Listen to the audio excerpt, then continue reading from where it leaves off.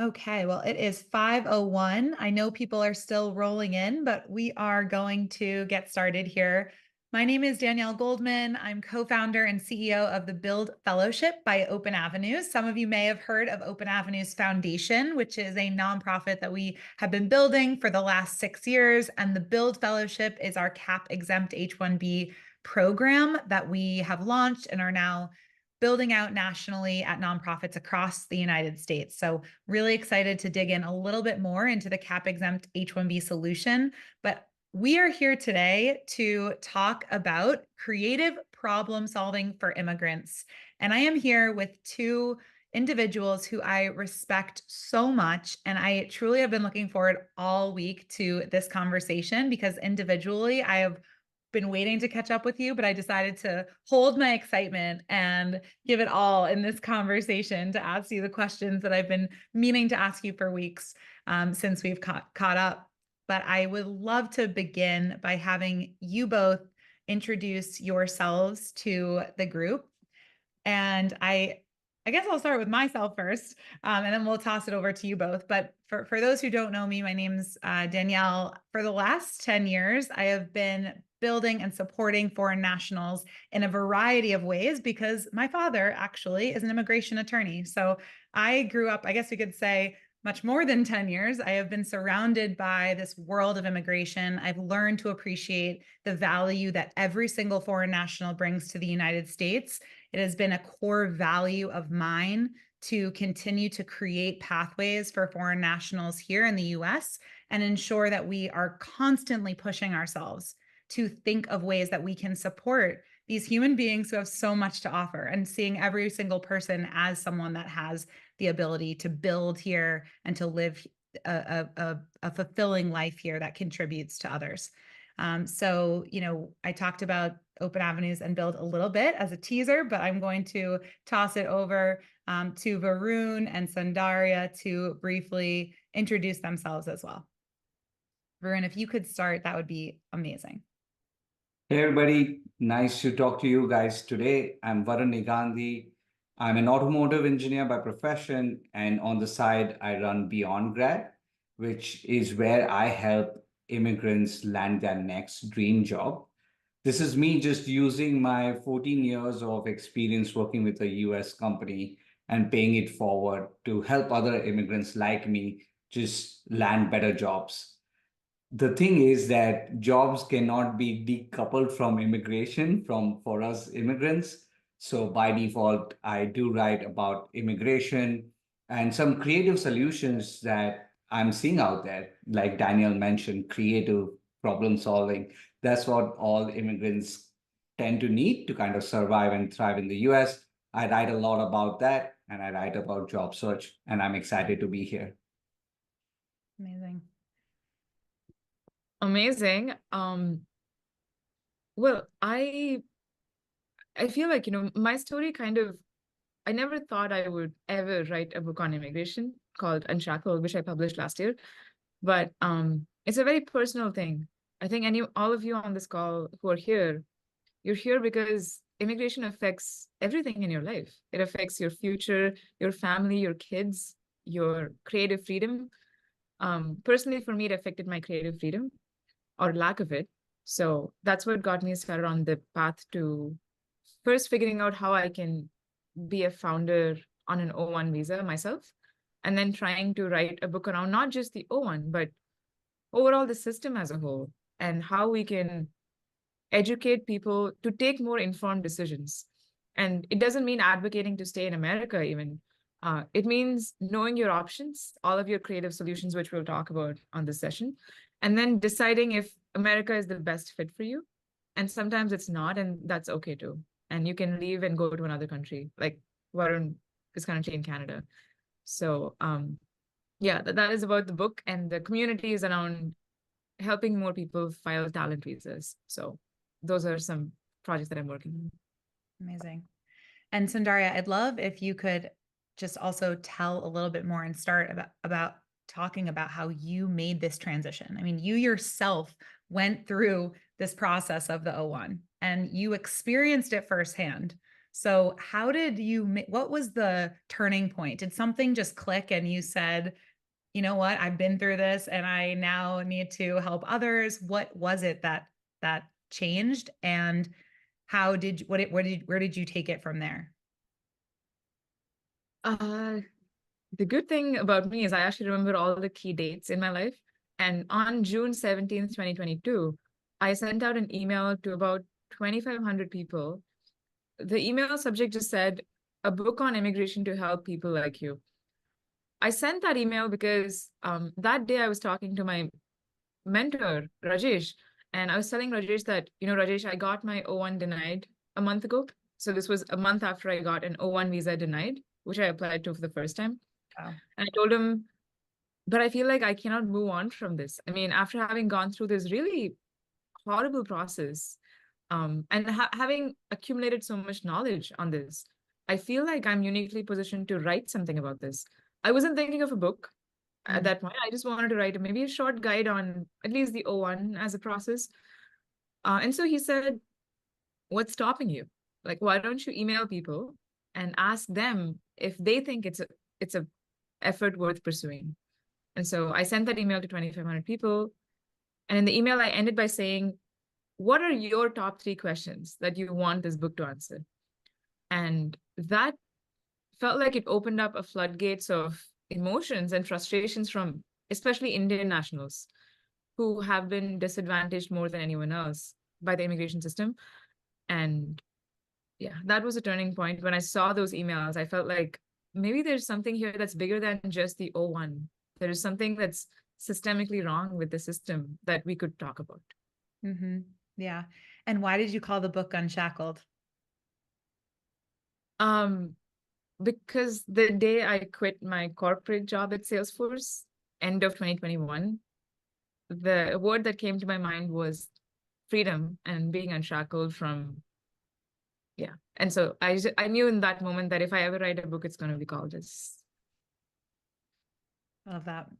And Varun, you also made this transition. I mean, by trade are a technical, professional, and you have decided to dedicate your life also to helping individuals go through what you experienced yourself.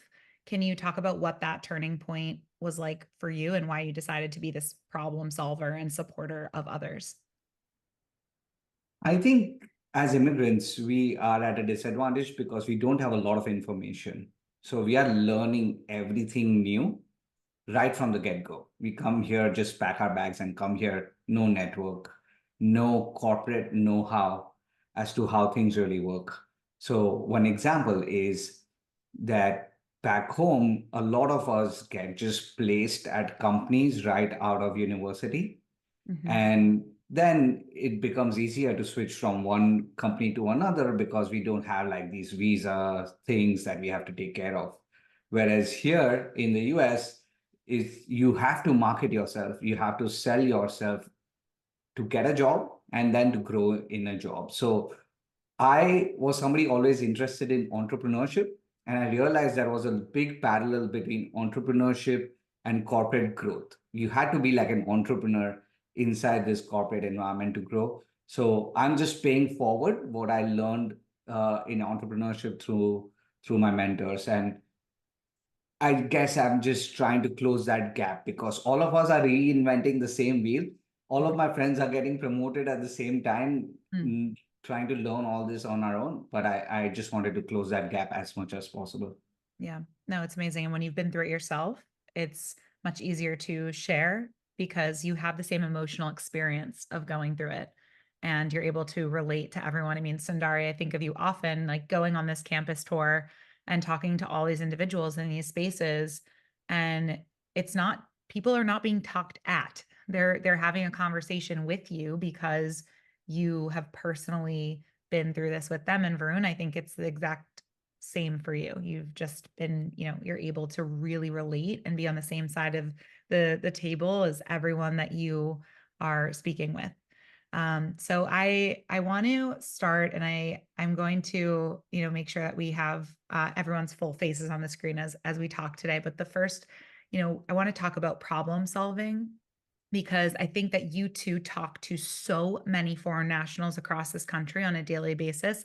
And I want to talk about what those problems are that a lot of folks on this call today are probably feeling themselves, or maybe they haven't thought of yet because they're not at that stage. But the important thing about solutions and building solutions is you fully internalize and understand the extent of the problems that are faced in this industry. And Soundarya, I'd love to start with you because, as I mentioned, you just got back from this campus tour.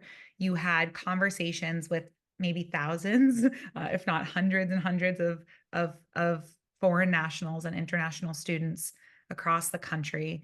Can you talk about some of the main themes that came up and main challenges that came up as you had conversations that, individuals really articulated as the main problems that they were facing? We met almost 2,000 students, and I'm going to share a few patterns that I noticed. First pattern was a question that we asked unanimously across all of the universities was, how many of you know about the O1 visa and understand its requirements? Less than 10% would raise their hands. Wow. Except for the last event, which was in the Bay Area, where people were slightly more, I think, aware of this because they were from my newsletter, so they probably knew about it. The knowledge was very scarce. And even the people who knew about the requirements or knew about the O1 as a visa wouldn't understand how to start the process. What exactly can I do? Just so much lack of information or misinformation. That's one pattern. Second was so many students asked about day one CPT. Yeah. That is their go-to alternative for not getting picked in the lottery. And it's a very risky option.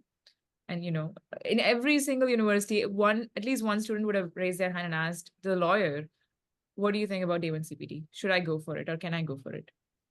And another question that kept coming up was, what do I do if I get laid off?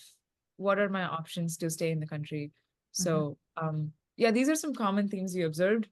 Interestingly, we also got questions on the national interest waiver a lot. I don't know how many people on this call know about that. And if you think it's worth it, I'd love to explain, Danielle, what the NIW is. Yeah, I think we should. So in the next section of solutions, I'm going to ask you what are the key things you think people should be thinking about as the key solutions and visa pathways people should be thinking about and are talking about right now. So we'll definitely get to that. And see, you're solutions minded. You're thinking of course, what are I just immediately go there. But you're right. The problems, articulating them are very important. And really the main problem was that people didn't know where to go get this information because ISSO departments, which is the International Students Office at different universities, they're very sanitized. They don't really like to give creative solutions. Right. Because they just want to be more risk averse and conservative. And so no student that I spoke to had told me that their ISO department was helpful or useful in this regard. So wow. I'm not surprised to hear that, but it is disappointing. And Varun, I'm sure you have a lot of opinions on that. And I'd love to hear what your thoughts are because you're working with students all the time. What are you experiencing? People are coming to you for a reason. Your service is necessary because there is a lack of information being shared. And at the same time that there's a lack of information, there's information overload in our country, right? And my next topic was actually about information overload. What do we do? Varun, I want to hear about the challenges you're hearing, but I also want to hear about what your thoughts are on the fact that there's so much information accessible to everyone about different immigration solutions and pathways and services and softwares. What do you advise individuals when they're experiencing that information overload? I would say information overload is a good problem to have. Because one of the challenges as an immigrant that I faced was I came to this country in 2010 with like blinders on me, like a horse. Just, okay, my next target is finishing my studies and getting a job. I didn't know about H1B lottery odds. They weren't as prevalent. They were just starting to come in. I didn't know anything about this might be a shocker. I've known about O1, EB1A, um, the solution that you have, all of this in the span of the last 1.5 years, when I started writing on LinkedIn and started to follow people like Soundarya and have other conversations like that. So for that question, I would say information overload is a good problem to have. If you don't have that, it means you haven't dug through everything that you need to do. Unfortunately, immigrants need to minor in immigration as well as major in whatever their field is to kind of survive in the US. So information overload is a good problem to have. When you have that problem, reach out to a lawyer to find the right solutions, because at some point you just need a lawyer to help you. And no matter how many of us keep writing about these things, you need to talk about your specific nuance. Mm-hmm. Mm-hmm. That is also a good segue into the challenges, Danielle. The one challenge is don't come here with blinders on. You'll be in for many shocks along the way, like I experienced. Then the other challenge is the H1B lottery. So if I don't get selected in the lottery, what happens? And this one hits home because my first cousin didn't get selected in the lottery 5 times. He went through the day one CBT route. He's now turned his payroll into Canada because he saw me come to Canada on a PR. So he put his PR. He had a PR, so he was able to get this. That's the second challenge. And the third challenge, which I hear a lot, is career freedom. So Soundarya mentioned Indians being disadvantaged by the EB2 black hole that we are in right now. What that does is it limits a lot of your career options. You can't really choose to go to a company and work in a field that is not your field of study. There's major problems with that. And then if you want to be an entrepreneur, you need unique ways to do that. It's not as simple as just you start an LLC and you start charging people for money. You can't do that. So those are the 3 challenges that I would say I hear a lot. That's interesting. And I think, you know, for founders specifically, there might be even more options than we're, you know, aware of. And I look forward to chatting about founders specifically in a few minutes because you know, pathways are often open to founders to get a little bit more creative in how they do things.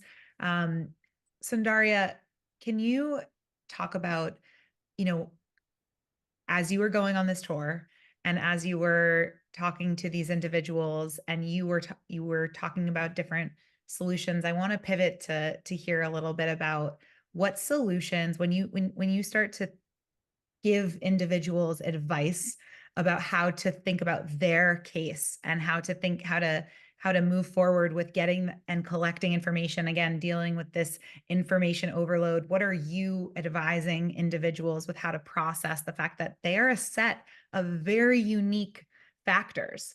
And when you go to a room of 200 people and you're talking about solutions, how do you ensure that everyone you know, is able to leave that room and feel like they know how to take their next steps with navigating their process? Gosh, I mean, I think that's an excellent question, and it's a really hard question to answer as well. I don't even know if we accomplished that in the sense of making sure every single person who came walked away with a unique plan in mind. And I don't think that was the purpose of the tour. The purpose was to open people's eyes to possibilities. And hopefully, one thing that I kept telling in every single university was, today should be the starting point. Like, let this not be the end of you being proactive about immigration. Yes. Let this be like one of the starting points and keep this going in the future as well. Because anyone who decides to show up for an event on immigration on a weekday evening is clearly in the top 1%. It's not a fun topic. It's in fact incredibly boring and complex and overwhelming to think about. So I don't know if I would have gone for such an event at Columbia 5 years ago. So I think people who came are already kind of above that bar.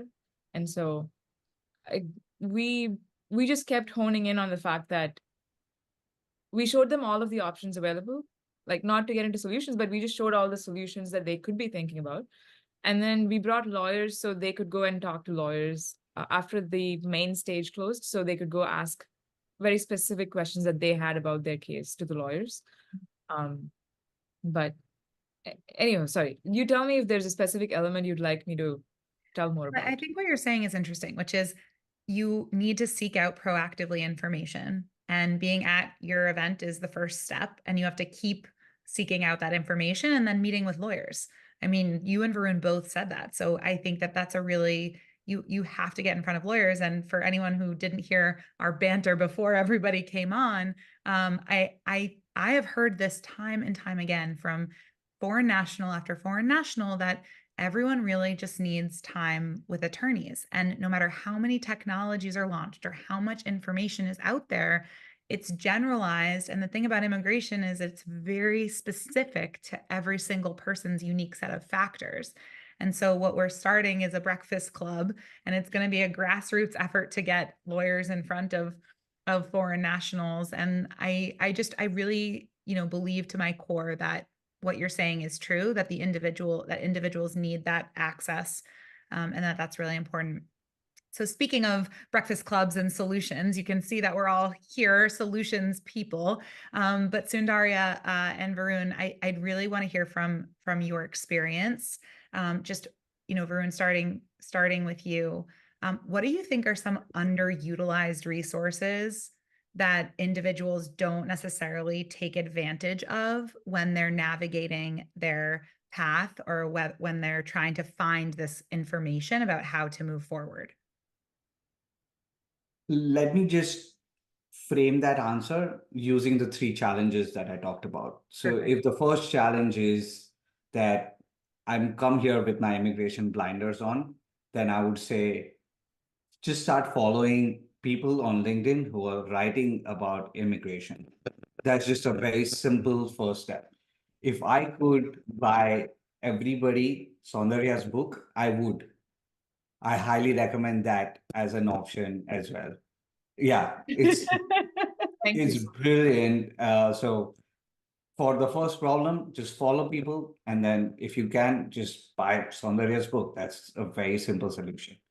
The second set of challenge that I have with people is people don't know what their options are post H-1B.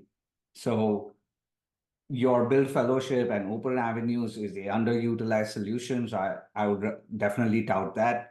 Day one CPT is known widely. Whenever somebody's stuck, that's the first option everybody thinks about. But do know that there are some challenges with it. So you can research those challenges. And another underutilized is O1 for that part, because I think when you don't get an H-1B, it means your company is willing to have you stay in the country. It's just the lottery didn't go your way. So if they are willing to have you stay, there might be solutions that you can both come up with, which is an O1 being the easiest one, where there is no lottery. You can come in with some information. So the employer, if they aren't aware of O1, they can kind of digest what it is. And then that can be a great path as well.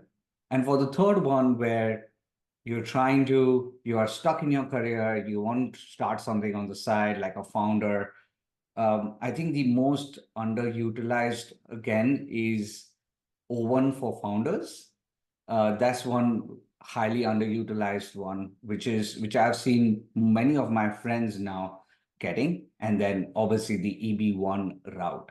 I'll just end with one thought, which is when you say that you need to speak to lawyers, I would recommend you speak to 2 or 3 lawyers, especially for the O1 and the EB1 option. And the reason being, this was me in 2018. I was speaking to my lawyer. I had already written papers with some citations, but my lawyer thought that those weren't enough. And I didn't have the wherewithal to know what are my other options, and then she was under no obligation to tell me what my other options were or how to build my profile. So speak to different lawyers. some lawyers may not think you have a case, but some might. I know if I had gone and gotten different opinions, I was a partner at my company. I had equity, so I could have passed that one criteria of compensation. I have written papers, so I could have built a better profile. So what I'm trying to say is, if you go to a couple different lawyers, some might tell you what you need to build a profile. That could have been amazing piece of information at that point.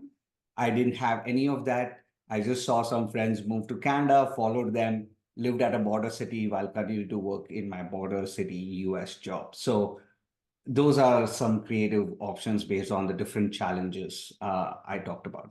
Yeah. And Varun, I'd love to also just take one step back, because as we're talking about these solutions, you're throwing out O1, EB1, you're throwing out a variety of, and CPT and these post H1B lottery options. Could you, as someone that's an advisor for foreign nationals when they're leaving school and thinking of the whole journey and the trajectory of their immigration pathway, I think everyone on the call would really appreciate if you could kind of map out what what that journey looks like, what a typical journey looks like, and where some of those challenge points are on the journey. So if anyone on this call is at the beginning of that path, you'll have a better idea when we're referencing O1 or EB1 what these mean for you. Sure. First, while you were saying that, I was just laughing because I can't believe I know all these terms and I have to learn all these terms. Like, even when I'm watching Suits, I'm just watching for the acting and the banter rather than having any clue of the legalese. But it sucks that I know so much about immigration. Um, the typical route is an F1 student getting an F1 OPT, getting an H1B, getting an EB2 green card. And in normal circumstances, that's like a 6 to 8 year journey. And at the end of 8 years, you have a green card in your hand. Uh, in this case, I think the first roadblock comes with the H1B lottery, and then there are branches from there. There's an O1 if you don't go through, there's build fellowship if you don't go through, there's moving to Canada if you don't go through. And then another challenge that comes is when you go after the EB2 green card, you realize that at least for Indian born nationals, it's going to be a 50+ year wait. My joke is I'll get my grandchildren before I'll get my green card. It's that ridiculous. So in that case, again, O1 opens up as a way to be a founder even while you're stuck in the loop. That doesn't help you with the green card, by the way, but can get you closer to EB1 because the criteria are similar. So that's kind of a general understanding. I don't know how deep you want me to go into each. No, I think that's really helpful for folks who are in F1 and the student visas and are thinking of the first step, which are the temporary work visas, H1B or O1, and then moving on to green card. It's challenging to go from F1 straight into a green card process, and everyone starts with these temporary work visa options. And Soundarya, we're talking about this H1B lottery as the go-to next step for folks.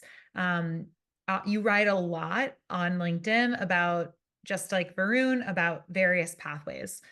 You went the O1 pathway. Can you talk about what it takes to get an O1? And I'm sure you get this question all the time. It's all in your book for folks that need more guidance, but can you give so I was going to say, you guys don't have to read the book. I can tell you as well. I'm not going to force you to read. I think Varun did it beautifully. Like the way he described all the options, as Varun said, I actually know too much about immigration as well because of the last 2 years. So all the options Varun said make sense, but Danielle made a very good point that it can be very overwhelming to hear these alphabet soups of letters for the first time. Like, what is an O1? What is NIW? What's CPT? It's just letters. I think I really want to take an even bigger step back and ask everyone on the call, do you want to settle down in America? Is that what you're envisioning for your life, first of all? And And I am seeing some questions come up in the Q&A tab. And, I'd love to see more questions come up, because then I can understand what kind of people do we have on this call. Because I think if you want to settle down and if you're clear of that, and if you're from India, then everything Varun shared is, you have to know that this is the reality. There are really only 3 ways to get a green card if you're Indian national. Only 3 ways that is within the next, I would say, 10 years that you can get it. There is EB1A or B, which is an extraordinary ability green card you get based on merit. It requires you to meet a very high bar, and you have to be at the top of your field for that. It's possible, but it takes time to get there. There is EB1C, if you can be a manager at a company outside the US for a year or two, and then come back to the US on the EB1C, which I am hearing has been abused a lot in the last few years, especially.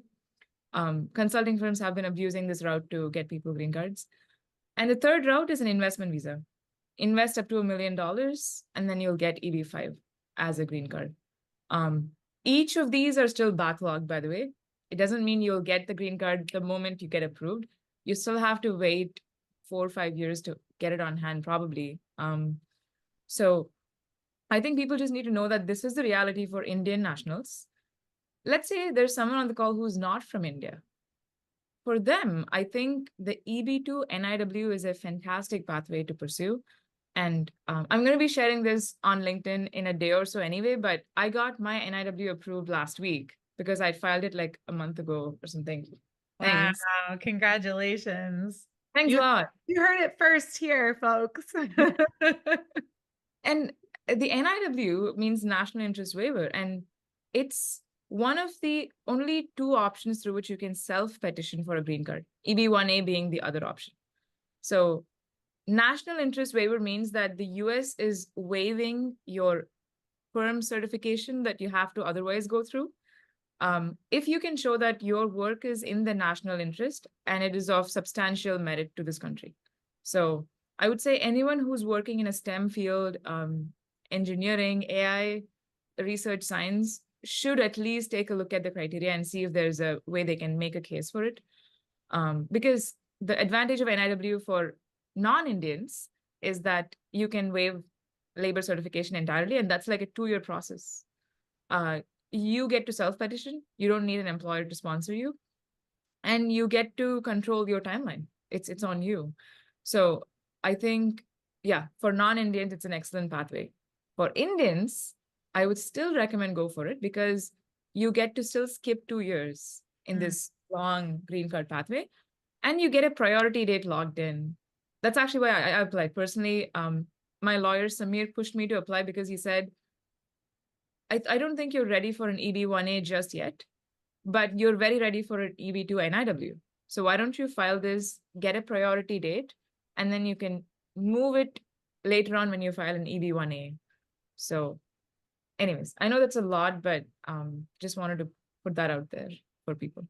Yeah, it's really interesting that you always separate, Indian and we can include Chinese nationals in that bucket. Can you explain to the group, because we always attract a wide, folks from around the world to our webinars and to the Build Fellowship community. Can you explain why you separate out Indian nationals in this green card process? Yes. And that can be summarized in a 5-word horror story called 7% cap on every country. So back in 1990, or I don't know if this was even before 1990, they put a cap of 7% on every country, meaning every year there are only 140,000 employment-based green cards given out.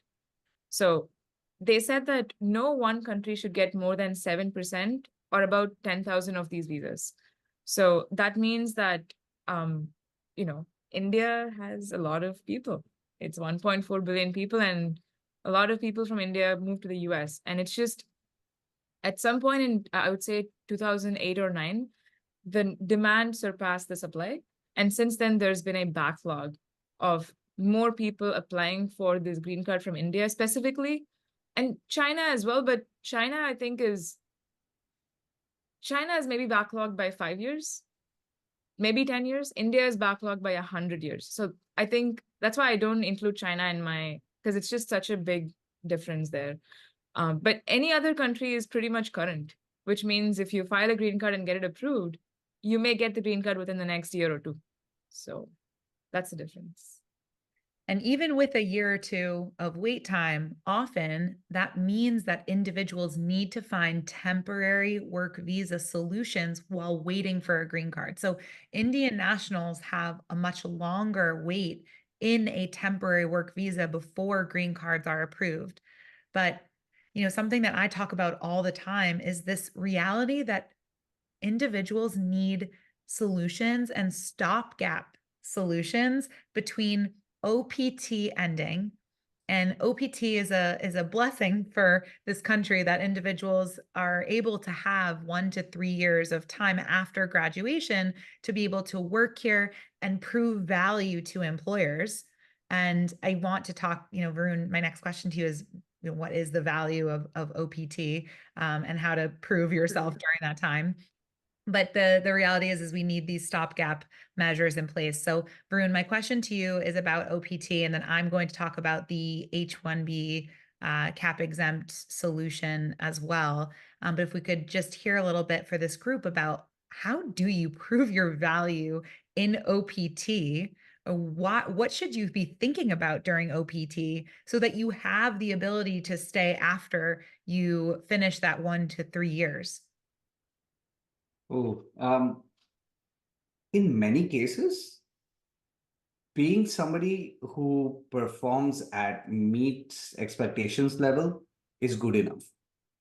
Like a lot of times we put a lot of pressure on our performance then playing a role in immigration. Yes, in many cases it does, but in most cases, the company, if you are performing at meets expectations level, if they see value in you, then they are going to continue the process. Most companies know by this time what the process is with the immigration because they've hired immigrants in the past. Now, to be one step ahead of that and to not be completely at the mercy of the company, you need to have some kind of a brand that you can market outside the four walls of that company. Now, that brand can be in form of you writing, but not necessarily. You can be somebody who's an active participant at events, somebody who understands how to build relationships and can network so that if there is a potential that your company doesn't not want to sponsor further, and nowadays you are getting layoffs even at big companies, so you always need to have a backup option. In that case, you can activate your network. You can use your brand, leverage your brand to find a better job position out there. Because I think what most international students wish is I have spent the most amount of money I've ever spent in my life on education. How am I going to recoup that in the OPT period? Hopefully, you are able to complete that in the OPT period. So everybody is just focused on I don't want to rock the boat. I just want to continue working so that my employment kind of stays on. But if you want one step further, if you do want to have a backup plan, then you need to build a brand that exists beyond the four walls of the company that you work at. Do you mind if I add something to that, Danielle? So, yes. Okay, thanks. I actually realized I didn't even answer this question when you asked the previous time. So the 3 years that people get on OPT and STEM OPT is the perfect time to build a profile for an O1. Varun mentioned this himself before. O1 is probably the most underutilized visa of all that is in the system because there is no cap on it. It can be renewed forever, and there is no minimum salary that you have to make on an O1, which is great for founders. But for other people, the main thing is it's not a lottery system. It is uncapped, can be applied anytime in the year, and obviously it has a high bar. I know because I got it denied and then got it approved. But 3 years is sufficient time for most people who have a master's to build their profiles in that period if they start from day one. So I just want to make that clear for anyone who's a student right now listening. I think it's a great point, and they're totally linked.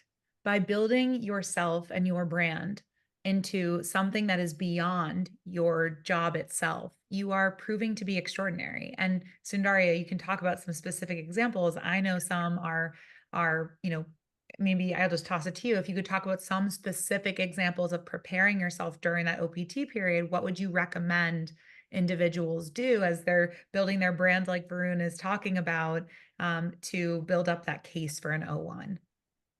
Absolutely. And if you don't mind, I would quickly just like to show a diagram on the screen so that it's more concrete for people who are watching. So I'll just share it for like a minute. So these are, I call them the 8 pillars. These are the 8 criteria that the USCIS uses to measure if you're extraordinary. You have to satisfy 3 out of the 8 criteria to show that you're eligible for an O1. The ones that I recommend people go for generally are number 3 and number 5. It is completely within your control to go and judge competitions in your field, to go and volunteer for hackathons, startup pitch competitions, peer-reviewed journal articles if you're a researcher, or even just be on scholarship committee in any way, in some way show that you've judged the work of others in your specific field.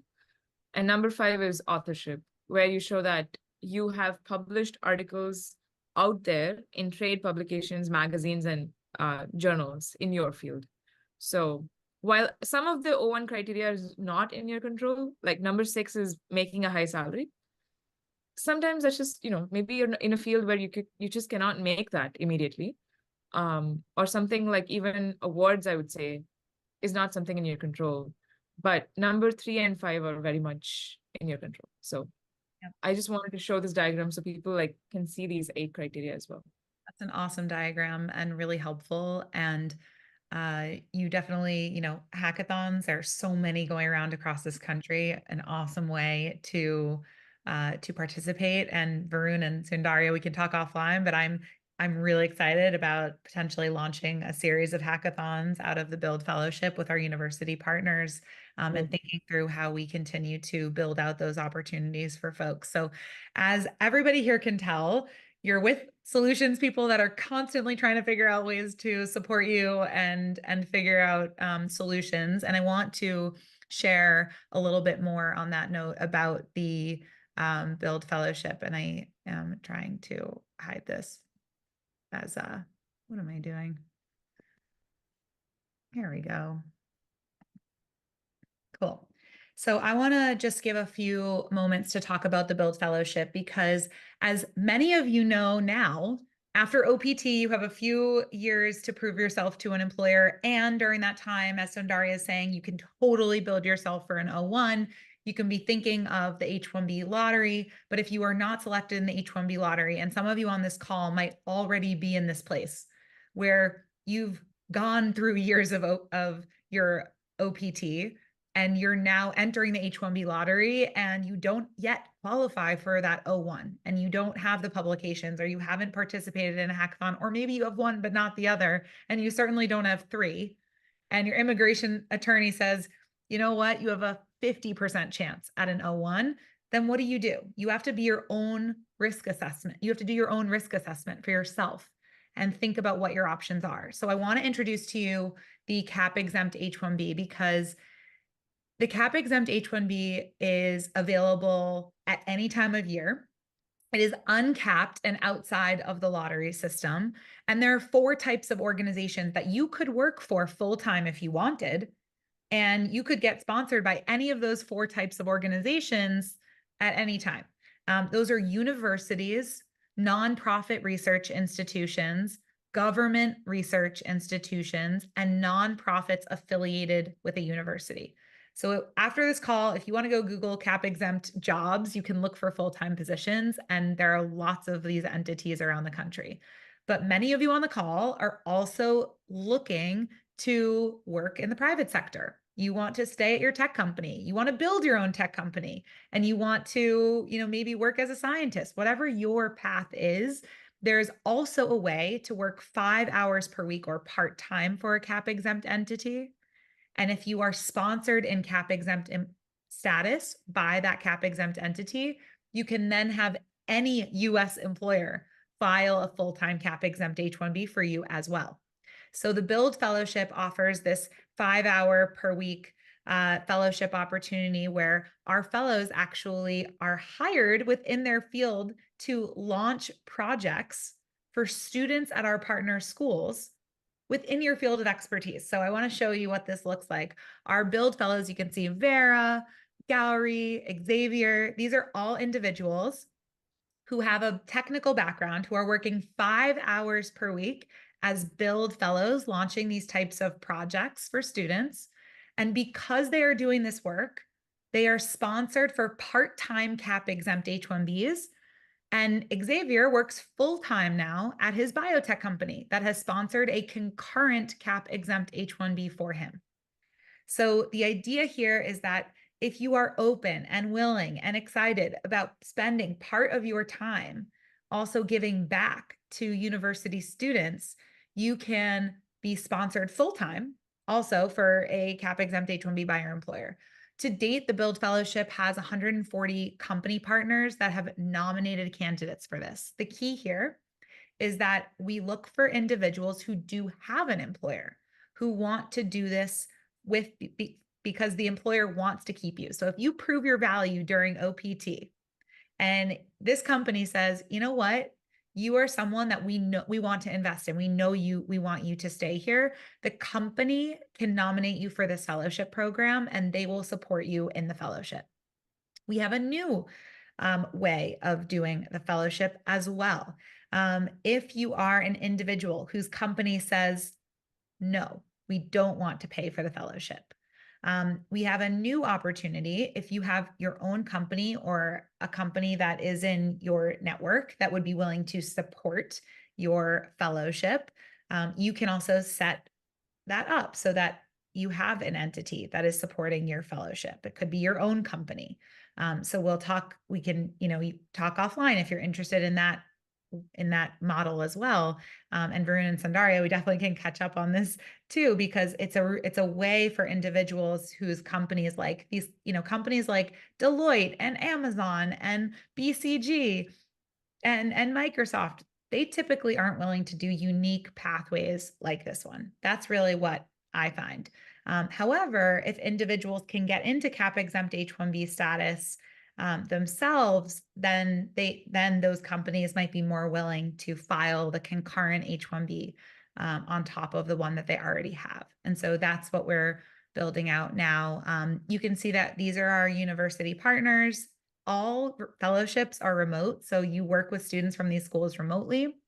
And these are just a few of the types of companies we've worked with to retain talent. So if you're interested in learning about this, we require that you have at least a bachelor's degree in your field. 2 years of work experience is ideal. That can be your OPT time, and you're willing to mentor and work with students and lead these types of projects. The process is about 6 to 8 weeks after we do an evaluation. So it's pretty fast. We file premium processing. The whole idea is that this is something that will be feasible for you to do on top of a full-time job. So I wanted to talk about that because both Soundarya and Varun have posted many times about the cap-exempt H-1B. The Open Avenues Fellowship Program is in Soundarya's book as a solution for folks to be thinking about. So we're grateful that we're included as an example of one of these creative solutions. And I'm happy to answer any additional questions that would come up in our Q&A period. But it is something that, post H-1B lottery, if you have an employer or you have a company that could support this fellowship program, definitely get in touch with us and I will make sure to include the link, but you can come to the buildfellowship.com website and nominate yourself, get more information. We have an amazing resources page that we've launched. I want to turn to the questions in the Q&A because we have one that is about a different alternative. We have, we're talking about H-1B alternatives now.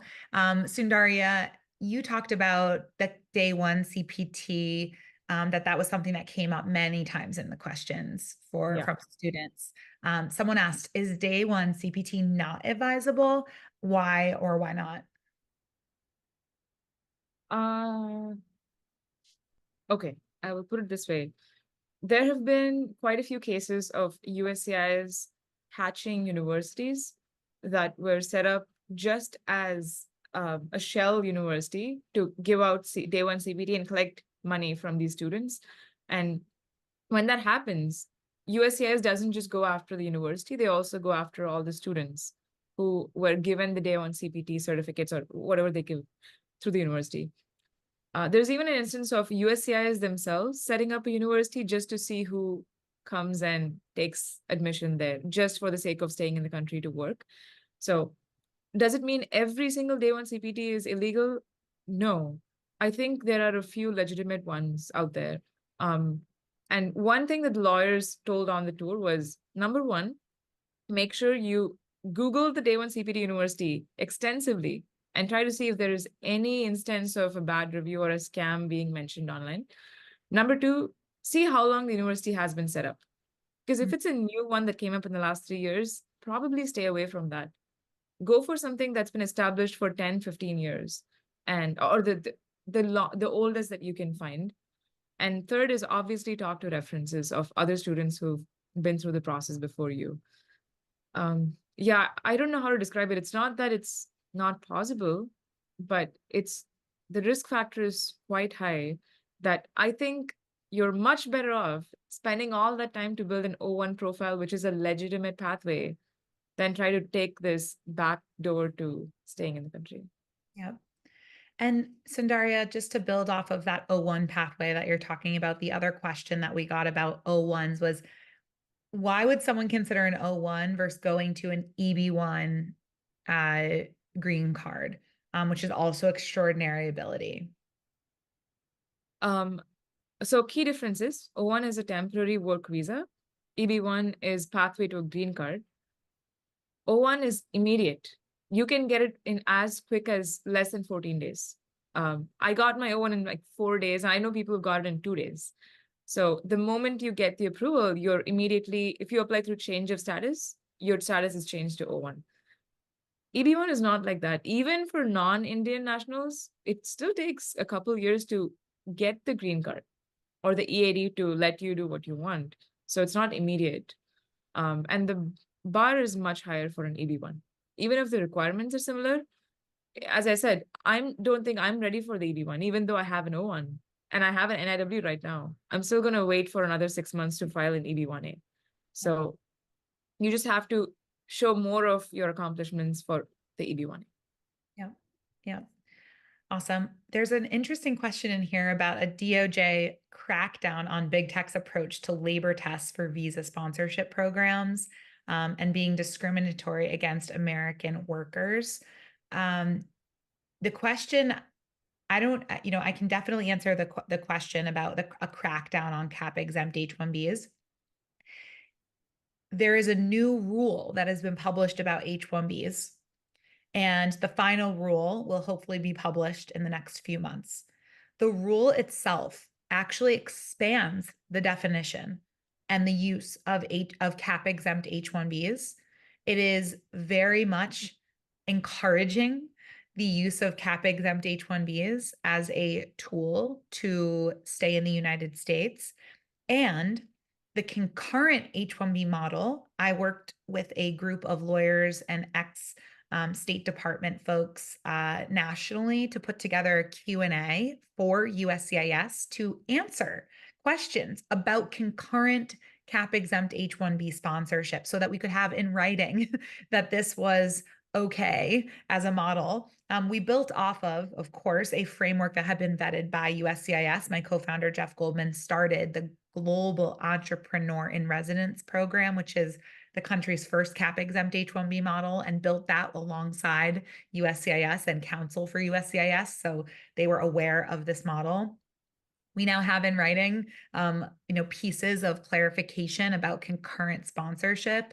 And, I've personally talked to folks at USCIS year after year about this model. And this is something that we feel confident won't get cracked down on. Rather, everything shows that the pathway for cap-exempt H-1B sponsorship, which is very legitimate what we're doing. We've trained more than 1,000 students, American students, for careers via this pathway, is legitimate and adding value to the US.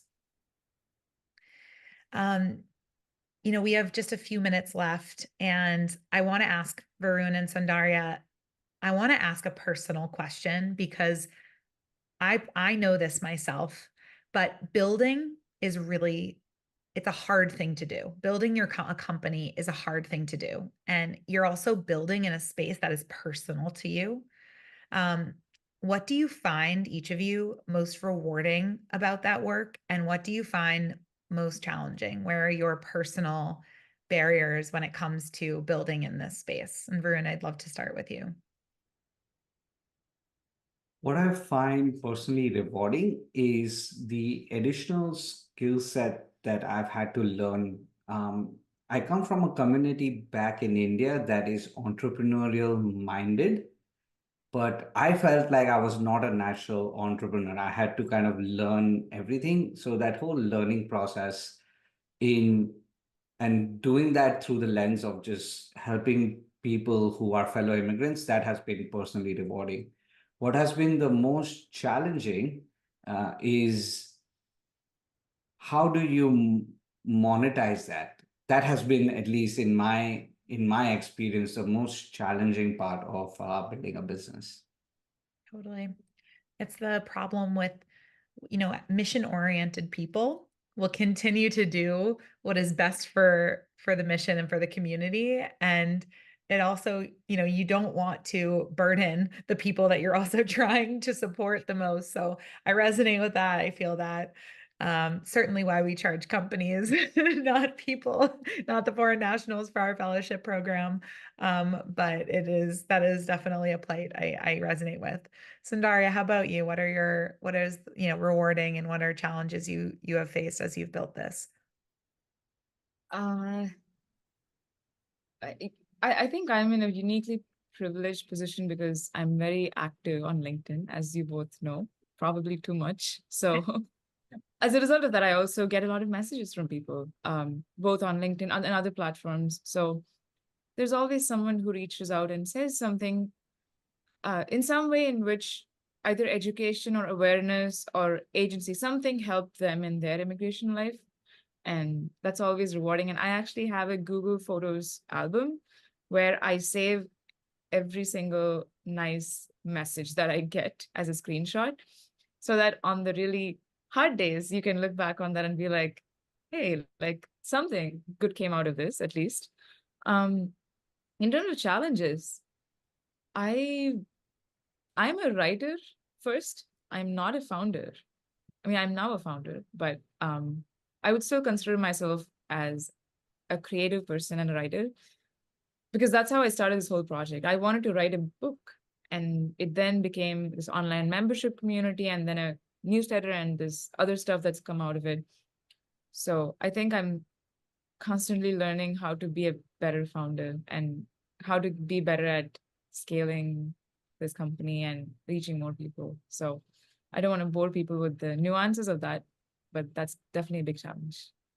Well, everyone here has two individuals who are wholly and wholeheartedly committed to good information and providing resources. So my last final question for each of you, in one sentence, what would you, if you could choose one wish from a magic genie, what would you change about the immigration system today?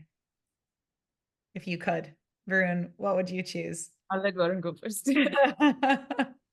One wish is really, really bad. I think I wish I had three wishes. I think I can do very well with three wishes, but if I have to have one wish, it would be there be no country cap on green cards. Yeah. Yeah, I was going to say something similar, actually. But now that Varun took that, I will say, honestly, everyone who walks into this country should, I know I'm not even saying should be given a copy of Unshackled, but some friendly and accessible guide that teaches them, here are all of your options and pathways. Here's a map of the territory. Here's what you can expect to happen in the next 3 to 5 years. So just be ready for it, like giving them that proactive information. Yeah. Yeah. I think that's a really good one. And I definitely think that, we all here are going to stay committed to providing good information on LinkedIn, on websites. Varun and Soundarya, if you both want to put your LinkedIns in the chat here, or website, Varun for Beyond Grad, please do. I think everyone, if nothing else, would take away from, we hope that everyone takes away from this, that you have champions, you have sources of quality information at your fingertips. And we hope all here to continue to innovate and create so that your lives are improved and that you're able to figure out how you navigate this journey of yours. So Varun, Soundarya, thank you for being here and providing this support to everyone, and truly for your efforts, because it's admirable. And I love being alongside you both as builders. Thank you for making this happen. You made this Thank you happen. for hosting us. Happy to share what we know, and see you guys later. Amazing. Thanks, everyone. Have a great night. Bye.